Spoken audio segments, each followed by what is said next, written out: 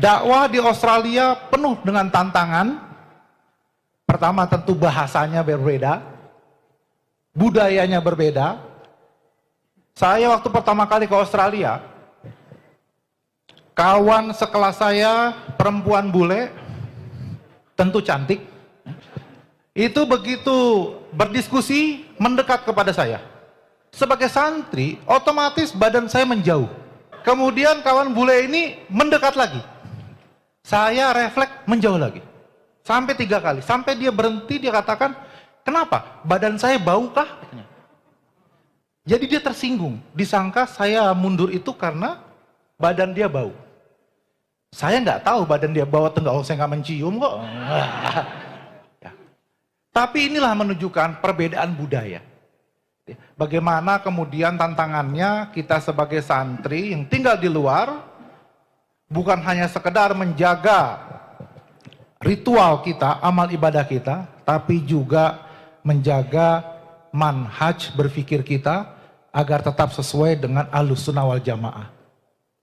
Saya ingin bercerita bagaimana ada sejumlah orang bule yang masuk Islam. Dan uniknya, tanpa perdebatan, tanpa caci maki, tanpa menjelek-jelekkan agama mereka, tapi mereka kemudian tiba-tiba datang dan mau masuk Islam. Ada 2 kisah. Yang pertama, ada seorang bule namanya Robo. Nah, dia itu mantan militer di Australia. Setelah pensiun, mengembara mencari batu-batu khas Australia, batu akik kalau kita. Suatu saat dia mengunjungi kawannya yang sudah masuk Islam dan berganti menjadi namanya Usman, menikah dengan orang Indonesia namanya Mbak Rina. Saya kebetulan juga datang, sedang berkunjung dan menginap di rumah Pak Usman itu. Jadi bertemulah kami. Karena dia adalah bule jalanan, maka bahasanya pun bahasa yang kasar, bekas anggota militer, tidak ada sopan santun. Dia bicara jok yang nyerempet-nyerempet, saya balas guyon yang juga nyerempet-nyerempet. Dia bicara kasar, saya ladeni. Tidak sama sekali bicara soal agama. Setelah itu selesai, kami mau tidur, masuk kamar masing-masing. Malam saya keluar, mau berwudu, tiba-tiba Mbak Rina, kawan tadi, istrinya Pak Usman, mengatakan, Nadir, saya mau tanya, apakah Nadir tahu apa itu aura? Saya bilang, maksudnya aurat. Tidak, aura. Kenapa? Saya bilang, itu tadi Robo, sebelum tidur, dia bilang kepada saya tidak pernah bertemu dengan anak muda seumur hidup saya yang auranya sangat tebal. Terus saya katakan, bilang saja sama Robo, itu gara-gara saya sering berwudu. Saya bilang, nanti kalau dia tanya wudu apa, besok pagi-pagi kita ngobrol lagi. Pagi-pagi dia bangun, kemudian dia tanya, saya dengar bahwa kamu adalah orang Islam. Iya, tolong katanya, saya sudah gelisah, tidak bisa tidur sejak semalam ngobrol. Saya mau masuk Islam. Saya bilang, buat apa kamu masuk Islam? Nggak enak masuk Islam itu. Rugi kamu masuk Islam, nggak usah, saya bilang. Makin kaget dia, saya tolak. Saya ini katanya sudah masuk semua agama, termasuk agama yang mengajarkan seks bebas, saya udah masuki semua. Tapi saya nggak menemukan ketenangan. Dan biasanya kalau saya bilang sama pemuka agama, saya mau masuk agamamu, langsung ditangkap saat itu juga. Baru kali ini saya bilang saya mau masuk agama, saya ditolak mentah-mentah katanya. Makin penasaran dia gitu. Saya bilang, enggak, Islam enggak butuh kamu kok. Kenapa? Kenapa saya tolak? Karena saya khawatir dia hanya mau ikut-ikutan punya aura tebal. Karena tadi itu dia pencari akik, dunia spiritual, itu ya. Jadi saya bilang, sudah begini saja sekarang. Saya bilang, kamu pikir-pikir saja dulu. Sudah, saya mau pulang ini, saya bilang. Pulang. 3 hari kemudian, di rumah saya itu, di Australia waktu itu kita bikin acara maulid. Kenapa? Karena mau bikin acara di masjid, imam masjidnya bilang itu bid'ah.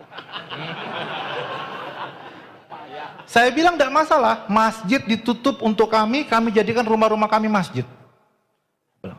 Jadi maulid di rumah saya. Maka jamaah datang, hadir semua, termasuk Pak Usman dan Mbak Rina datang, dan dia bawa robo masih. Dia robonya belum pulang, masih penasaran dia. Maka robo datang terlambat, duduk di samping saya, seperti Pak dokter kita ini. Duduk samping saya, dan kemudian saya saat itu sedang ceramah dalam bahasa Indonesia. Jadi dia tidak mengerti apa isi ceramah saya. Saya terus ngomong, sudah selesai, ceramah selesai, saya lihat dia menangis. Dia bilang katanya, belum pernah seumur hidup saya nggak ngerti bahasanya apa. Katanya. Tapi kamu ngomong itu, hati saya bergetar dan saya menangis, kata dia. Kamu tuh ngomong apa tadi, katanya. Saya bilang, saya sedang bicara tentang Muhammad. Muhammad itu siapa, kata dia. Dia nggak tahu. Saya bilang, Muhammad itu nabi saya. Karena itu saya bicara dari hati, mungkin masuk ke hati kamu. Nadir, saya mau masuk Islam hari ini, katanya. Saya bilang, nggak mau. Saya bilang, buat apa? Terus kemudian, dia bilang apa katanya? Saya sudah nggak kuat ini. Kok saya belum pernah mengalami peristiwa seperti ini? Saya bilang, Robo gini saja. Kamu kapan berangkat lagi? Dia bilang, sore ini saya mau berangkat lagi, keliling lagi. Selama berapa lama? 3 bulan. Oke, 3 bulan kamu keliling saja, tenang-tenang saja dulu. Setelah 3 bulan, kalau kamu masih bergetar, masih bingung, kamu balik lagi ke saya, kita diskusi lagi. Saya bilang, nggak sampai 3 bulan, 2 minggu datang lagi dia. Dia bilang apa? Saya sudah nggak sanggup menerima, hidup saya sudah kacau balau, katanya. Saya nggak sanggup menerima getaran cinta ini. Saya mau masuk Islam, tolong jangan ditolak lagi. Ya baiklah, kalau gitu saya bilang hari Sabtu nanti kita bikin di masjid, saya bilang, kamu datang, kita masuk Islam.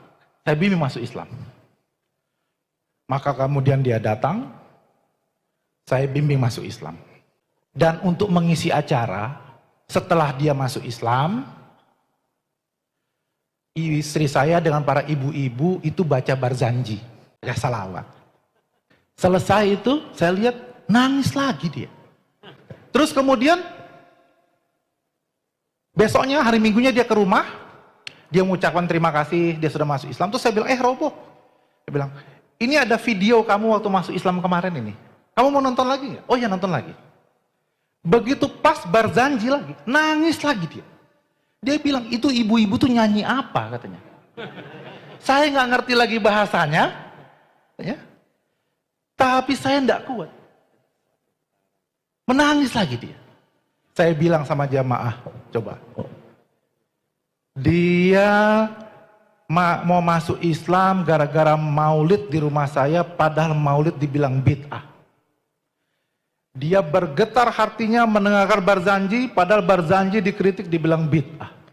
Saya bilang, saya udah gak peduli lagi orang mau bilang bid'ah atau enggak. Saya menyaksikan dengan kepala mata saya sendiri, saya mengalami ada orang yang bergetar karena cinta Muhammad. Tidak ada perdebatan. Berulang kali saya menahan, menolak, tidak bisa. Semakin ditolak, semakin cintanya membesar.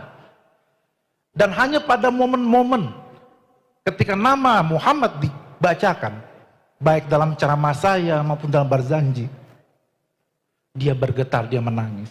Dan dia tak mengerti apa ini.